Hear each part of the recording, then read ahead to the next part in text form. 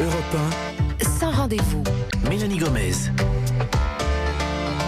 Heureuse de vous retrouver dans Sans rendez-vous, votre émission santé et bien-être. Nous sommes ensemble comme chaque jour de la semaine jusqu'à 16h. Alors avant de retrouver dans quelques minutes notre invité, le nutritionniste Raphaël Gruman, c'est le moment du bon conseil du docteur Jimmy Mohamed. Aujourd'hui Jimmy, c'est la période des vacances scolaires et la saison du ski pour ceux qui ont la chance de partir. Et aujourd'hui, donc vous nous parlez d'un accident fréquent au sport d'hiver, l'entorse du genou. Est-ce que vous pouvez nous rappeler ce que c'est qu'une entorse ? Alors l'entorse du genou, c'est une lésion des ligaments du genou qui survient... C'est bizarre, je pensais que c'était au poignet. Exactement, qui survient après un mouvement anormal de la jambe ou parfois un traumatisme direct. Alors au niveau du genou, on a plusieurs ligaments. On a des ligaments latéraux qui sont donc sur le côté. Moi je connais les croisés parce que je regarde Exactement. le foot, le croisé. Les ligaments croisés, antérieurs et postérieurs, constituent ce qu'on appelle le pivot.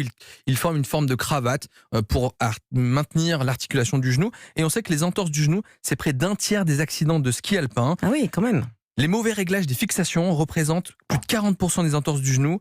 L'absence d'activité physique aussi est un facteur important d'entorse. Et puis il faut rappeler qu'on a 3 grades d'entorse. L'entorse bénigne, c'est finalement un ligament qui serait un peu étiré. L'entorse moyenne, lorsque le ligament est déchiré de façon partielle. Et l'entorse grave, c'est celle qui consiste à un ligament qui est totalement rompu. Bon, comment on évite ça ? Parce que ça n'a pas l'air sympa. Hein. Alors c'est vrai que ça peut être un peu tard, mais il faut se préparer lorsqu'on va au ski et préparer notamment à avoir une activité physique dans les semaines qui précèdent. L'idéal serait d'avoir au moins une marche active tous les jours. Si possible, 30 à 45 minutes de jogging 3 fois par semaine. La natation... Vous y allez fort là, oui, 3 fois par semaine, waouh. Et oui, c'est pour éviter les entorses. Et puis surtout, contrôlez les fixations de vos chaussures auprès d'un professionnel. Et comment on sait si on a une entorse ? Parce que parfois, moi, j'ai des douleurs après le ski. Exactement. Donc, évidemment, vous tombez ou vous faites un faux mouvement, vous entendez parfois un craquement, c'est mauvais signe. Pas bon signe, ouais. Vous avez la sensation de ce genou qui se dérobe, comme s'il se déboîtait, qui revient à sa place. Et puis, j'ai mal déjà, rien que on a un genou qui gonfle. Il y a de l'épanchement et l'articulation est douloureuse. Le genou est instable, on a du mal à marcher, on boite, on ne peut pas fléchir la jambe.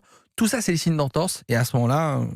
qu'est-ce qu'on fait justement ? On arrête de skier. Oui, je crois que c'est la base. Souvent, on a envie de profiter et d'aller au bout de l'activité. Mais non. Or, si vous sollicitez une articulation qui souffre, ça va être encore pire. Donc, il faut s'arrêter de skier. Essayez de refroidir le genou en mettant de la glace, non pas directement sur la montagne, peau. c'est pas un problème, on prend un peu de neige. Un peu de neige, mais pas directement sur la peau. Vous protégez, sinon il y a un risque de brûlure.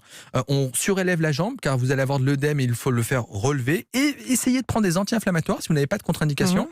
Et si vous les supportez. Et puis, consultez un médecin à ce moment-là. Il prescrit des radios, une immobilisation et pas forcément l'IRM. Je vois souvent des gens demander des IRM pour une entorse du genou.